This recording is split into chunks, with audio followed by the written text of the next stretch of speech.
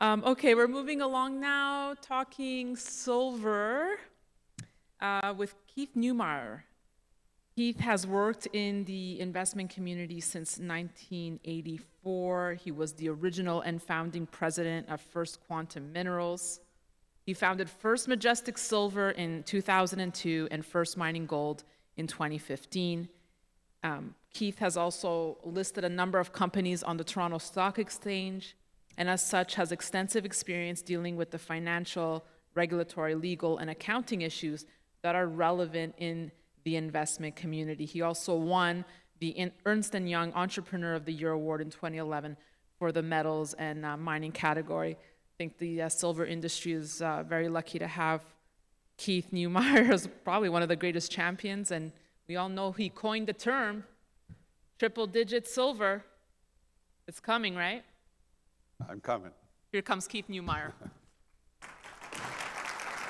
Thanks, Danielle. Yeah, great. Thanks. Appreciate it. Okay, well, this is pretty high tech. Rick is really picking up the game, isn't he? Don't have a podium, don't have anything. This is great. I feel a lot closer to you, and it's very good for me as the CEO of this company for 22 years, seeing many of you, many familiar faces in the room. It's great to see. It's our annual event. Where's the clicker? Did I get a clicker? Great to see all of you again. It's a once in a year opportunity to see the familiar faces in the room. Some of you, of course, see multiple times a year, but anyways, I'll get onto this in a second. Forgot my clicker. A couple of housekeeping items. I'm doing the corporate presentation right now. My next presentation is going to be on the macro space, the silver space. We also have our own mint. I was asked to bring this up to the stage.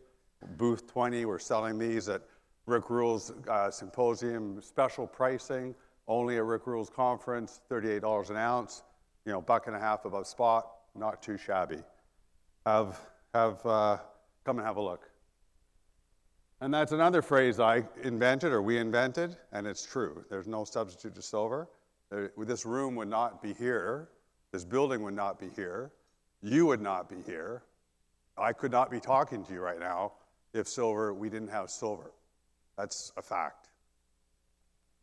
So, going into the presentation here. So we put our Q1 numbers out. We had 57% of our revenues in the sale of silver, which is pretty unique. We've got another slide coming up which compares us against many of the other silver sector or silver mining companies. And as you know, the space is getting pretty small. We've seen 3 major acquisitions just in the last 6 months. There's really now only 4 or 5 major producers out there that you could buy in the U.S. public market. So it's pretty interesting watching the change over time. When I put the company together, a long time ago, 22 years ago, there was a number of silver companies out there. The plan was, to build a 10 million ounce producer within 10 years. I did it, and this year we'll do 31 million. And I think there's, silver prices are just starting to move, and I'll get into this right here. You see the consumption levels have gone up substantially over the last couple of years, but nothing's happened with the mining sector. Back in 2016, we hit a peak of about 890 million ounces, and then since then it's been dropping ever since. During COVID, we dropped about 780 million ounces that year, and it's picked up a little bit, but it's really flatlined at around 830 to 850 million ounces, and that's it. The mining sector cannot produce any more silver at these current metal prices. As Daniela said, triple-digit silver. We need triple-digit silver to increase this production, because you're not going to get the mining sector investing dollars into building new mines without higher silver prices. There's just not enough margin there. And the grades around the world are dropping. So as grades drop, investment increases, permitting, of course, is an issue. So it just takes a long time to get these mines up and running. So I don't see a light at the end of the tunnel at all. We need higher prices, and that's what's going to drive ultimately higher production. But we're trading at 90 to 1. You explain to me, how do you trade at 90 to 1 and mine 7 to 1? We're only mining for every 1 ounce of gold worldwide, 7 ounces of silver. yet the financial markets trade silver at 90 to 1, which in itself is pretty crazy. You know, with multiple deficits, as you can see here, you know, 5-year deficits now, and you know, unless something changes, you know, unless we potentially have a recession, maybe, I don't know, likely not going to happen, but you know, there's a third of the planet that doesn't have electricity. You know, they want cell phones, they want computers, they want refrigerators. The nuclear renaissance is in front of us. You know, for every nuclear power plant, it needs a lot of silver. You're not going to electrify the planet without silver. So there's a ton of drivers to drive these deficits continually into the future. I don't see them changing. And what are we? You know, we've got 4 producing mines in Mexico, which I'll go through every one of them individually quickly. I'm not going to spend a lot of time on talking about each mine, but you know, we've got big chunky land packages. You know, we're very proud of that, and I'll get into a little bit more detail on that. But we also have our own mint. We're the only mining company in the world that has our own mint. And this was done out of frustration from my part because you know, we've been selling silver like this, you know, to the public investors or public markets, you know, since 2008. And back in 2022, or 2022, pardon me, I was getting frustrated that the mints just weren't giving us the ounces. So I made the call, geez, let's open up our own mint. So as a mining company, opening up our own mint is a little bit of a funny process, but had to put the team together, get the equipment, find the location, and lo and behold, within about a year, March of 2024, we produced our first bars, and now it's up and running. We got 5% of our production through the mint in 2024. Our goal is to get 10% of our production through the mint in 2025. So you can't not talk about ESG. You know, back in the day, I've been in the mining sector for 40 years, and we didn't call it ESG back then, but you know, we just you know, call it sustainability. Or you know, we as a mining company, you know, these towns you know, rely on us. If the mayor, you know, has a water leak on Main Street in downtown, you know, wherever, who's going to get the phone call? You think the government's going to get the phone call? No. The general manager gets the phone call, or someone at the mine gets the phone call. We show up with the tractor, dig a hole in the ground, fix the pipe, and away we go. The town's happy, repave the road. Schools are ours. Computers are all supplied by us. You know, soccer uniforms, baseball uniforms, soccer fields, baseball fields, you know, all of it. We do everything. And it shows up in the score. Top 10% in the mining sector, we are. Not a bad place. Okay, so going back over the last, you know, I know the last couple of years have been a little bit rough. I know a lot of you are shareholders, and some of you own the stock at higher prices. Fortunately, the stock has gone up about 50% in the last little while, which is nice to see. It hopefully not over. I don't think it will be, of course. Last time silver was at these types of prices, the stock is $25, right? So why, if I'm a triple-digit silver guy, what does our stock do at $100 silver? I don't know. Time will tell. But look at the record over the last 12 months. Our quarterly growth, production's been going up every single quarter. Costs have been dropping. This is what you want to see. This is showing that we're doing the right thing. So I'm pretty proud of the last 18 months, and the management team at First Majestic has really come together and pulled off some great numbers. So our guidance for the year, 31 million-ish kind of silver equivalent ounces. 55% of that is silver. 35% of that is gold. And their other 10% is in the form of lead and zinc. Pretty good costs, about $20 an ounce. I was talking to someone the other day when I put the company together, in 2004, I guess it was, 2003. Silver was $7 an ounce at the time. I remember when silver went through $10, we were rejoicing that it was so great to have $10 an ounce silver. But we were making money at $10 an ounce silver. Today, so after 22 years, we've had 100% inflation. And that's where it's showing up. And our investments are increasing. This includes our fourth mine, Gatos, which is about $45 million of this number. We've got a huge exploration program going on. We've got 28 rigs active right now in our 4 different projects within Mexico. We're drilling 255,000 meters of drilling this year. That's a huge program. The development meters, we're doing tons of, development means building underground tunnels. We're always building tunnels, and we're investing $80 million in just building underground tunnels, get access to that rock and get that rock into the mill. So very important part of any company, but when you're making the money we're making right now on a cash flow basis, it's good use of our capital to keep these mines going and hopefully expand them to get them bigger, and that's what we're trying to accomplish. We just put our Q2 numbers out this morning, or last night after market close. I'm not sure if you've seen the stock today, but stock is up 5 or 6%, which is nice to see. After yesterday's down turn in the whole mining sector, unfortunately, for whatever reason that occurred, but nice to see the stock up today. But record quarter. It's as the numbers say. I don't need to read them to you, but we're on the direction or path to have about $1 billion in revenue this year. If metal prices stay around where they're saying today, we'll have $1 billion in revenue. That's a lot of money. Over $200 million in free cash flow for the year. Good place to be. Record treasury, $460 million in the bank. That's as of Q1, end of Q1. Our Q2 numbers will be released in August, middle of August, and I can assure you that treasury continues to grow. And comparing to us to some of these other companies, I asked for this slide to be put up here because, the space is so small, but, we're actually a silver company.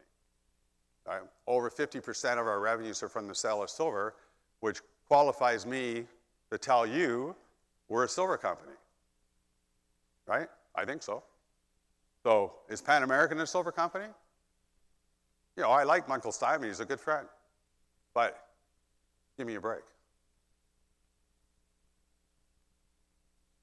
Okay, so these 4 mines are in neighboring states, which creates a ton of synergies for us. We put Gatos in our portfolio in January of this year, $970 million acquisition. But these are all neighboring states. These are the most friendliest states in Mexico for mining. We're not in southern Mexico where there's all kinds of problems. We're basically right at the U.S. border. Very few problems in this part of Mexico. Very mining friendly. Permitting's relatively easy. Geology is wonderful. So it's just a really good place to be. We move people around. We move equipment around. If a GM has a motor blow up on him, he can phone up the GM at the neighboring state and say, hey, I need a new motor, and we'll have it in the warehouse, or hopefully we have it in the warehouse. So it really gives us that kind of synergy among the different business groups. And these are all big, chunky land packages as well. I'll get into each of them individually. Los Gatos, as I said already, we paid $970 million for this asset. Really great acquisition. Our timing couldn't have been better. The next acquisition that Coeur did was twice the size of this one for basically the same amount of ounces being produced. This is a 103,000 hectare land package.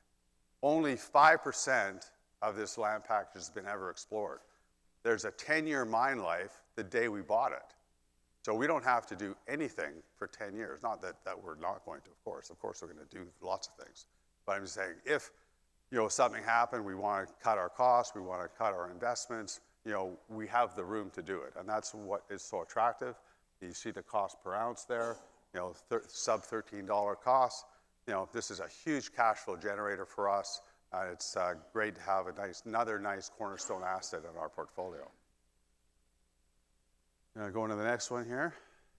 And again, you can see, I'm not sure you can see that little black box in the middle of that slide, but that's where the 10-year mine life is, just in that little black box. Santa Elena. Now, we bought this mine back in 2015.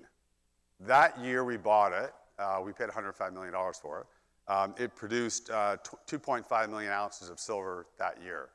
It had an 8-year mine life at the time. Today, it has an 8-year mine life. Last year, it produced 10 million ounces of silver. So tell me how that works. That's called successful exploration. You know, when you have a flatline mine life and you're adding, and your production's going up, where are those ounces coming from? They're coming through the bit, the drill bit, right?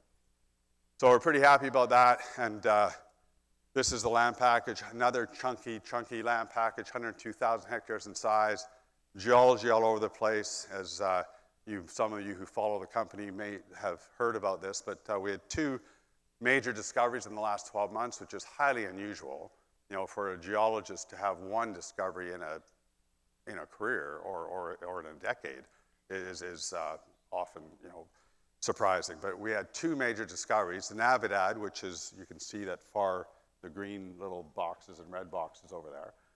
And that, so the Ermitaño, which is in the middle, that mined area that's in the middle, that was discovered in 2016. We started mining that in 2021. And it was 53 million ounces when we first drove the first drift into it in 2016, 2017 to get it into the mill, which, as I said, started in 2021. Now we're almost getting that depleted. So in 2026, 2027, we'll be moving this way. We're already running the drift that's in the Luna area. And then in 2028, 2029, we'll be going that way into the Navidad area. Our geos think Navidad is bigger than Ermitaño was when we first announced it back in 2015, 2016. So we'll see if they're right. And this is the second discovery we just news released a few months ago, Santo Niño. And you see, not sure if there's a pointer here, but you see that map over there. The mill is that area in the top. Santo Niño is in that area in the middle. Ermitaño is that area on the bottom with Navidad. So it's all within, you know, 3 or 4 kilometer radius. So it's easy to get into, easy to get it to the mill. It's pretty exciting. Dimas has been in our portfolio since 2018. Another big project, 72,000 hectares in size, 10 million ounce producer, you know, big cornerstone asset, nice grades for us. And yeah, it's just great to have this as part of our portfolio. So your First Majestic's very, very lucky to have 3 major cornerstone assets in its portfolio that have long-term life of mines. The mine life here is 7 years, and that's just on reserves, of course. It doesn't include exploration upside or anything like that. But, you know, to have 3 big assets like this in our portfolio tells us, to me anyways, that these mines will be producing, you know, decades into the future. And it's nice to be in that position. And this is the regional map. I'm not going to get into details, but you can see all the red lines, all the squiggly marks are, you know, veins and so on. Okay, Encantada, you know, we've had some challenges here over the last couple of years. We lost the water source due to one of the wells that imploded. Unfortunately, it was fixed. It's still, the ship is still being written here. It's still, it's making money, but it's still under improvement. So it's our smallest mine. It really has 0 financial impact on us, but it's still, it's been a great project. We put this into our portfolio in 2005. It's spun off hundreds of millions of dollars in profit over the last 20 years, and it's paid a lot of bills and really helped. So I've got a lot of passion for this particular mine. So we're going to keep it going, but there is some improvements that are required, which you'll see over the next couple of quarters. And First Mint, I covered this off a little bit already. Covered the story, but yeah, we're super excited about producing our own metal here. The metal comes from Mexico, goes into in the form of Dory bars. It goes into the refinery, Asahi's refinery in Salt Lake City, and then from there it gets shipped up to Nevada, Las Vegas, and it gets produced in, there's one of them right there, thanks. Yeah, good stuff. And yeah, it's really a fun part of our business. We're making money. It's not a huge part of our business, but you know, last quarter you see we did 7.9 million in revenue. So on an annualized basis, you're looking at about 24 million in revenue if it stays at that kinds of number. So, you know, when you have $1 billion size company as we do, you know, it's not a lot, but it's kind of fun, and it's a really nice part of our business, and we really enjoy doing it. And our financial strength, you know, as I said earlier, you know, huge liquidity. You know, over, you know, 450 million in the bank, and yeah, it's just, you know, as a CEO, you know, I've been doing this for a long time, and I get every Friday I get the cash report from the finance department, And I can tell you over the last several quarters, it's put a smile on my face, so, yeah. And our breakdown of our shareholders, top 10 shareholders there, and market cap's around $4 billion, and still very cheap as far as I'm concerned. And dividend policy, most of you probably know this already, 1% of our revenue, so about at $1 billion, that's $10 million will go out the door in the form of dividends this year. And some future catalysts. I personally think it's going to be revenue-driven, profit-driven. I think that the institutions are looking at this market right now.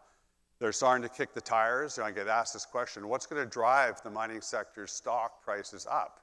Because we're sure we've seen some improvements, but I can tell you that the big money hasn't even come into this sector yet. I remember a year ago, even 2 years ago, we'd be in our hotel in New York, hoping we were getting a call from, one of the banks, hey, you got another meeting that we want you to go to. And, we travel around the world, and if we had 2 or 3 meetings in London or 2 or 3 meetings in New York, that was pretty good. And we'd fly, of course, and do these meetings. But now our schedules are packed. We're having all-day meetings in London, New York, and elsewhere around the planet, Singapore, Hong Kong, Sydney, Melbourne, so on and so forth, different places that we travel to. And people are now looking at this sector in a very, very serious way. And the money's not come in yet, but I think this is like 2002, 2003 all over again, where we're going to see a rush of capital coming into the mining sector, and that's when we're going to see these share prices move, and hopefully I'm right with that. And that's really it for my presentation. Thanks very much.